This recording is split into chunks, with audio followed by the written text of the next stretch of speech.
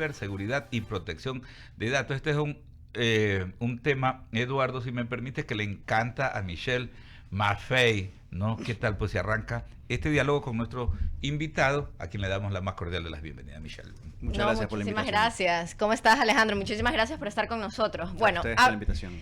Háblanos un poquito de la ley de inteligencia. Lo poco que evidentemente dice la Asamblea, hay unos vacíos enormes de cómo conformar la ley de inteligencia. Nadie quiere hablar mucho ni empoderarse de la situación de la nueva posible ley. Y también al mismo tiempo hablan muchísimo de la seguridad de los datos de los ecuatorianos, pero a mí me llama mucho la atención que recién estén cuestionando eso, si tenemos todo lo que se denomina open source. Si tú pones el número de cédula de un ecuatoriano, básicamente te sale toda la información de ellos, y ese es un inconveniente que inclusive Alemania tenía en su buen tiempo, y ejecutaron una ley de inteligencia y de protección de datos súper tajante, que al revés creería que fueron demasiados a la extrema como tal. ¿Tú qué crees de la nueva ley? ¿Qué es lo que debería cambiar? ¿Por qué se dan estos vacíos? Evidentemente porque no hay los profesionales como tal que deberían estar gestionando esta posible ley. Coméntanos. Bueno, muchas gracias. Es una pregunta bastante extensa y compleja que con mucho gusto la voy a atender. Y no he podido entrar en muchos detalles de la ley. De hecho, inclusive leí que ya hubo una aprobación en la Asamblea respecto a la ley. Casualmente, lo que les puedo decir es que, de acuerdo a lo que pude leer y entender de lo que ofrece la ley, es una medida que hasta cierto punto es necesaria para poder justamente facultar a las autoridades a poder hacer las investigaciones del caso y triangular acciones delictivas con el movimiento de dinero ilícito para poder dar con los responsables y los cómplices, ¿verdad? Sin embargo, entiendo las preocupaciones respecto a la privacidad y las libertades individuales. Sí creo que también tenemos que recordar que también existe una ley de protección de datos en el Ecuador que está debidamente regulada, definida y tiene una autoridad de control que está justamente velando por la privacidad de los ciudadanos. ¿Esto qué quiere decir? Tenemos que aprender a entender qué derechos y deberes nos ofrece esta ley y cómo también poder hacer garantizar nuestro derecho que está en la Constitución. El derecho a la protección de datos también es un derecho constitucional. Entonces tenemos que entender esos principios de entrada y seguido por eso pues también saber que si viviésemos en Suiza, tal vez no tuviésemos estos problemas, pero estando en el Ecuador de hoy, sí creo que tenemos que tener cierto nivel de comprensión o de colaboración con el gobierno y las autoridades, porque hasta cierto punto, el que nada debe, nada teme. Si no estoy involucrado en temas ilícitos, creo que no debería preocuparme por ser perseguido. Ahora, yo te tengo otra pregunta justo de los datos abiertos, que, claro, el CIES utiliza muchísimos datos abiertos, inteligencia también de Policía Nacional como de Fuerzas Militares utiliza muchísimos datos abiertos. ¿Qué puede pasar con todo lo que es el robo de identidad? Porque evidentemente todo lo que es ciberseguridad y todo lo que es el hacking lucran muchísimos y rubros muy altos de el hecho de que puedan robar tu identidad. Ahora, lo interesante de la propuesta de esta ley de inteligencia es que quieren crear un sistema nacional de inteligencia con 7 subsistemas. Y los 7 subsistemas son inteligencia de las Fuerzas Armadas, inteligencia de Policía Nacional, inteligencia del análisis financiero y económico, que es básicamente UAFE, inteligencia de la Casa Militar Presidencial, inteligencia tributaria, inteligencia aduanera e inteligencia penitenciaria. Y ese tipo de inteligencias, en teoría, ya existe. ¿Por qué quieren generar un sistema nacional de inteligencia si lo que deberían hacer es integrarlo? Ahora, ¿qué es lo que puede pasar inclusive con el nuevo sistema Palantir, que justo fue comprado por el gobierno de turno? Correcto. Hace semanas atrás salió que inclusive Palantir estuvo en procesos de espionaje hacia ciudadanos estadounidenses. Esto no nos pone en una disyuntiva un poquito particular, tomando en consideración que quieren sacar adelante esta ley, tenemos esta nueva oferta de un sistema nacional de inteligencia y de paso contratan los servicios de Palantir que estaban haciendo un proceso de espionaje a ciertos ciudadanos de Estados Unidos. De hecho, tu observación es bastante importante porque casualmente tu preocupación respecto a la seguridad de nuestros datos lamentablemente es llorar sobre la leche derramada, porque antes de la aprobación de esta ley y la integración de estas fuerzas, ya hemos sido víctimas de ataques informáticos a nivel estatal y a nivel privado, solamente que no han sido divulgados adecuadamente ni los procedimientos han sido atendidos. Sí les puedo decir que hace más de un mes un ente público fue víctima de un ataque que salió en los medios y por eso es que uno se entera, en los cuales ellos simplemente anunciaron, sí, fuimos víctimas de un ataque y estamos tomando medidas. Entonces, Creo que, como muchas veces en el Ecuador, estamos tratando de resolver cosas después de que sucedieron. Tu preocupación es bastante válida y es bastante adecuada en el punto de vista en que por qué no se integraron antes y por qué lo están haciendo ahora. Y de paso, ¿por qué contratan Palantir si ya ha tenido un proceso de espionaje? Que al revés, es cuestionado inclusive por, evidentemente, el Partido Demócrata de Estados Unidos en contra de Trump. Casualmente, ¿no? Qué coincidencia. Exacto. Mira, en ese caso, pues yo sí creo que las calificaciones o las capacidades que tiene la empresa Palantir, pues también pueden ofrecer prestaciones técnicas adecuadas. Sin embargo, los antecedentes dejan mucho que hablar, ¿no? Que opinar.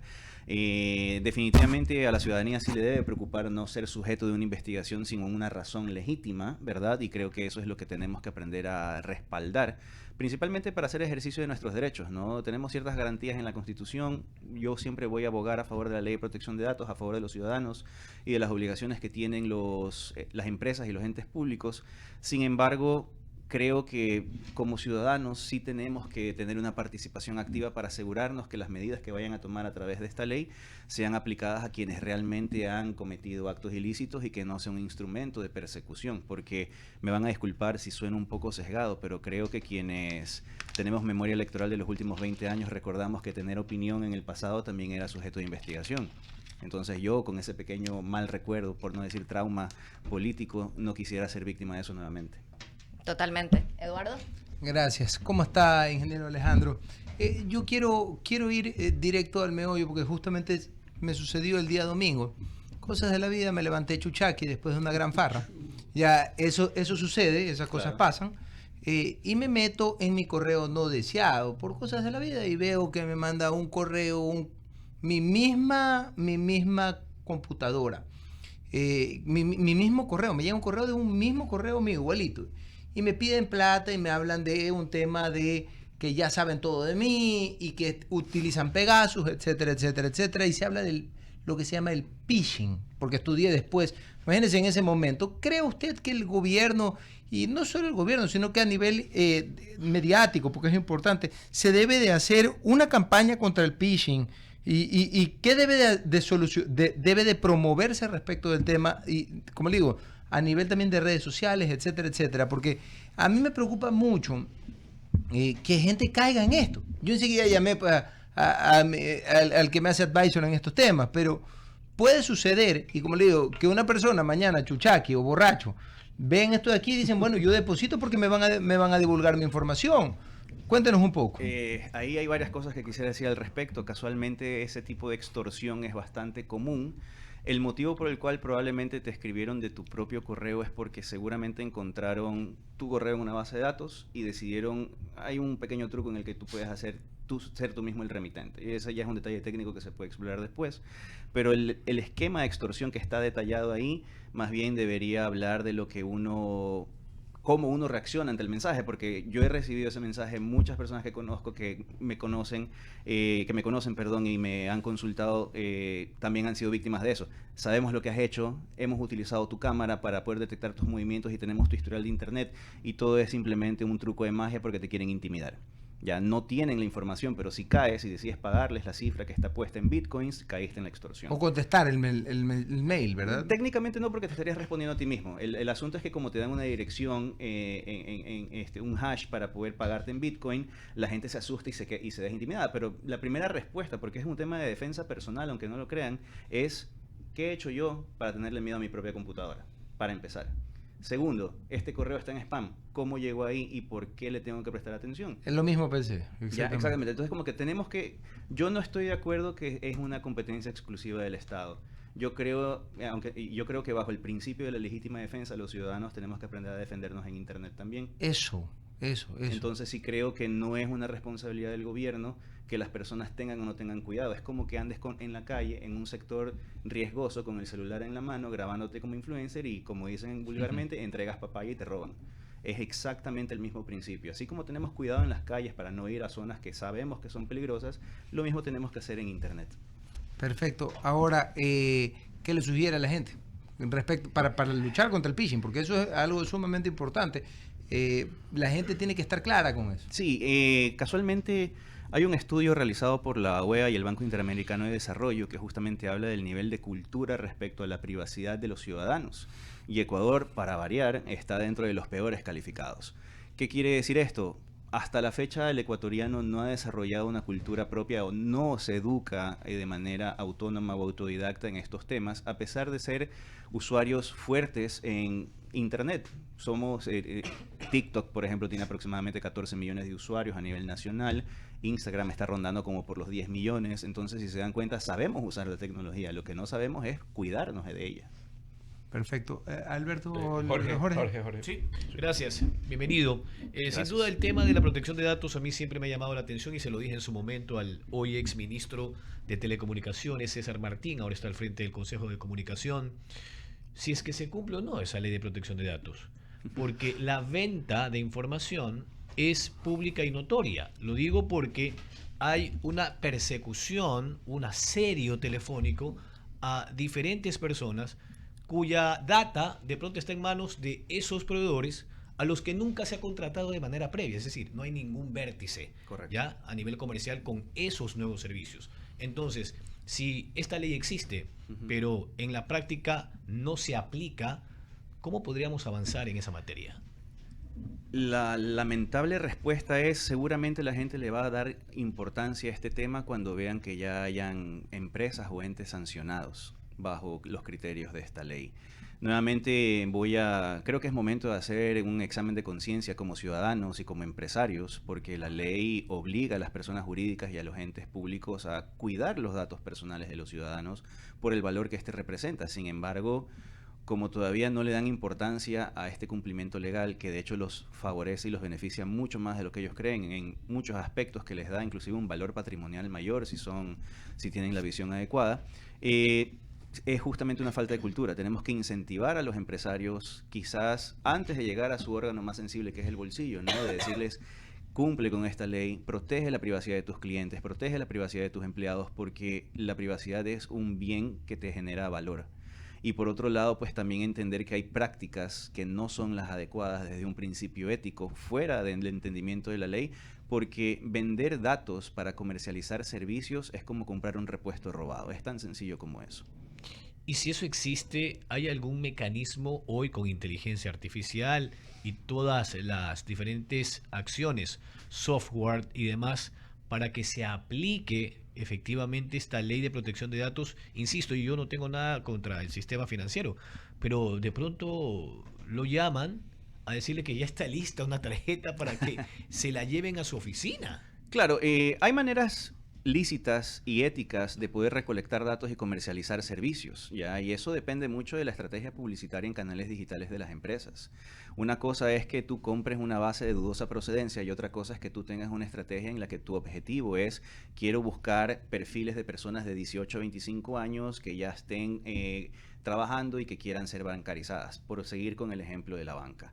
Y con eso poder impactarlos en medios digitales como las redes sociales a través de una pauta que termina con un formulario de contacto en el que yo dejo mis datos, pero tengo la certeza de que puedo confiar en ese banco, en el que puedo leer la política y decir, ok, me vas a ofrecer servicios y con la entrega de estos datos y con la lectura de esta política estoy autorizando el perfilamiento para que me ofrezcas productos bancarios.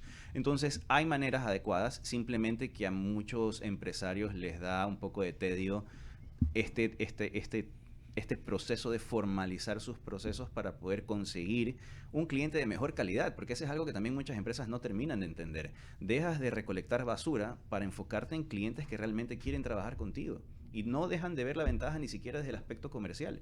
Yo por eso digo, yo que tuve la oportunidad de participar en la redacción de la Ley de Protección de Datos, les puedo decir, se hizo lo que se pudo para poder incentivar al sector privado para que entiendan que la privacidad le da valor a las empresas y no dejarlos en la informalidad y en el que me importismo.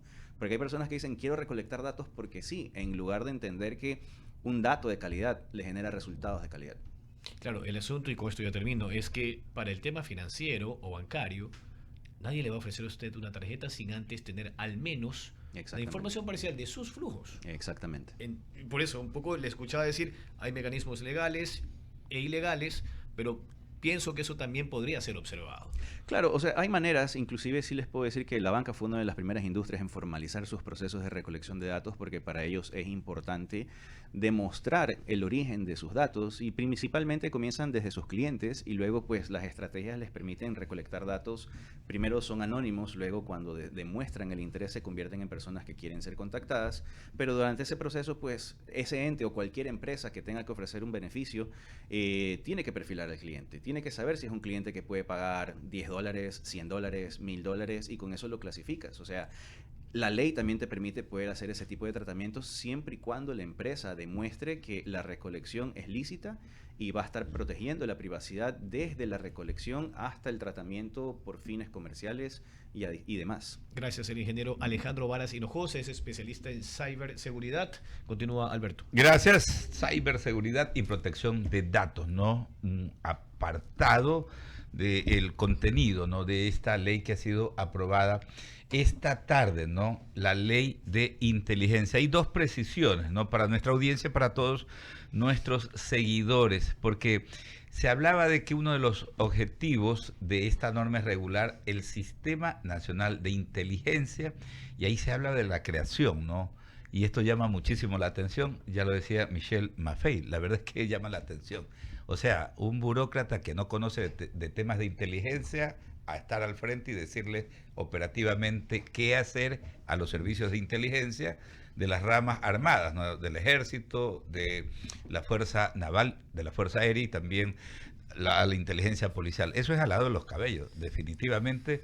Ese es un tema donde se ha cometido un gravísimo error el día de hoy al incluir este tema, porque vuelvo y repito, o sea, no es que un funcionario que sea del gobierno que sea, ¿no? Porque es un funcionario civil de confianza del mandatario de turno quien estaría ahí, sin conocer. Y ya sabemos los problemas que se generan cuando precisamente la gente no conoce de estas temáticas. Y por eso más bien quería embarcarme un poquito, Alejandro, en el tema que tiene que ver con justamente estos aspectos de la protección de los datos, de la información. Y concuerdo totalmente, más allá de que somos defensores de las libertades, a rajatabla. Claro que sí, pero cuando uno no tiene pues posiciones o actividades reñidas con la ley, porque hay gente que salta, se eriza, ¿no? Cuando se trata de estos temas, inmediatamente se ponen a la defensiva. Es que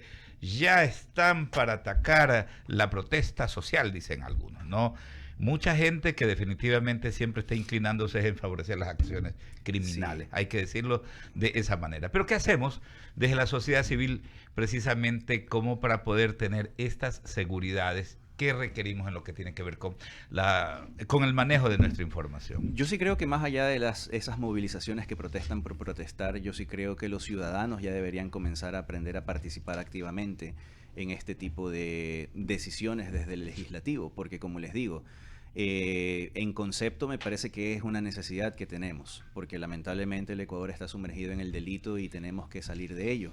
Sin tener un sesgo ideológico o político en lo que voy a decir, sí creo que tenemos que también aprender a tener nuestros propios cuidados, saber con quién interactuamos, saber con quiénes hacemos negocios, ¿verdad? Y con eso evitar ser parte de la red hasta de manera inconsciente, porque a ese punto hemos llegado. Yo creo que inclusive es momento de aprender pequeñas buenas prácticas del compliance para que cuando quieras hacer negocios con alguien sepas que no tiene dinero de dudosa procedencia y te puede involucrar sin querer en una actividad ilícita. Inclusive es algo que me parece terrorífico en todo caso, porque para esto se busca ejecutar la ley, pero obviamente pues estas variables que estamos analizando en este momento también nos dejan mucho que pensar. Sí creo que a nivel de derechos individuales, recordemos que la privacidad está garantizada desde la Constitución ecuatoriana. Existe una ley de protección de datos que nos permite ir a cualquier ente. Podemos ir a una empresa privada como a un ente público a preguntar qué está pasando con nuestros datos personales y con eso esperar la transparencia exigida sobre nuestros datos, porque quien es dueño de nuestra información personal somos nosotros mismos. Claro, y ahí es que a veces uno, o sea, hasta se molesta, ¿no? Uno se indigna porque, o sea, vemos cosas. Cuando se tratan estos temas se buscan mecanismos para poder contrarrestar la acción de todas estas organizaciones vinculadas a la criminalidad, ¿no? A la criminalidad transnacional. Hay mucha gente que levanta las voces. Pero aquí, por ejemplo, ¿no? Desde los gobiernos locales, todo el mundo hace mutis por el foro, ¿no? Hay una enorme responsabilidad, son los municipios los que manejan, por ejemplo, los registros de la propiedad, los registros mercantiles. Es una potestad que tienen desde hace algunos años cuando se hizo esa transferencia de la competencia. Son ellos. Pero aquí aparece un pata al suelo y es dueño pues de un pocotón de edificios. Tiene 20, 21 años y tiene un pocotón de propiedades. No tributa y no tenemos ese cruce de información que, por ejemplo, esa sí es una falla del Estado. Yo no voy a decir del gobierno, del Estado, de la estructura del Estado, ¿no? Que no tenemos ese cruce de información que, por ejemplo, nos permitiría tener a través del Servicio de Rentas Internas, a través de la UAFE, un combate más efectivo. Entonces, podemos pasarnos aprobando leyes de leyes, creando organismos sobre organismos. A veces un organismo le damos la misma competencia que ya tienen otros organismos. Entonces, es un verdadero problema. Sí, de hecho puedo decir que lo que usted menciona me recuerda mucho a un sketch de Lelutier en el que habla justamente de la hiperregulación del Estado y la creación de comisión tras comisión tras comisión, y al final del día no se llega mucho. Y sí creo que es un mal ecuatoriano histórico. No es de hoy, es de siempre pensar que la regulación va a resolver cuando en realidad es la ciudadanía la que tiene que poner de su parte. Porque yo les voy a decir una reflexión personal. Yo a veces digo, yo que personal y profesionalmente estoy tratando de formalizar siempre lo que hago, veo que hay tantas personas que viven en la informalidad y son tan felices aparentemente que digo, ¿quién está equivocado? Sí. ¿Verdad? Y luego me doy cuenta que comienzan a aparecer regulaciones que hay que aprender a cumplirlas y veo que ellos no lo cumplen y terminan demostrando las costuras y de dónde viene tanta tranquilidad. Entonces, el cuestionamiento que creo que los ciudadanos debemos tenernos es ¿qué debo apoyar? Si la formalización me ayuda a hacer lo correcto, ¿por qué le huyo? ¿Y por qué no apoyo lo que suena bien y que nos favorece, así nos comprometa temporalmente en ciertas garantías, que también hay que defenderlas y que también hay que cuidarlas? Por supuesto que sí. Son las 6 de la tarde con 29 minutos. Gracias a nuestro invitado, el ingeniero Alejandro Varas Hinojosa, especialista en temas de ciberseguridad en protección de datos. Líneas precisas que nos ha compartido, pues no, para tener un tanto más de claridad en el alcance de esta ley que ha sido aprobada en la Asamblea Nacional Legislativa esta tarde. Muchísimas gracias. Gracias a ustedes por la invitación. Ok, muchas gracias. Son las 6 con 29 minutos. Wendy Quinde Vinuesa, la cumpleañera de mañana. De mañana, pero que ya hoy día la empezamos a celebrar. Hoy día como la fiestas Hoy día- patronales, antes, Hoy durante y día se le después. parte las tortas a Wendy Quinde. con- Ya estamos listos. Y va a estamos soplar listos. las velas. con- Por Perdón, supuesto. abogado, Pidiendo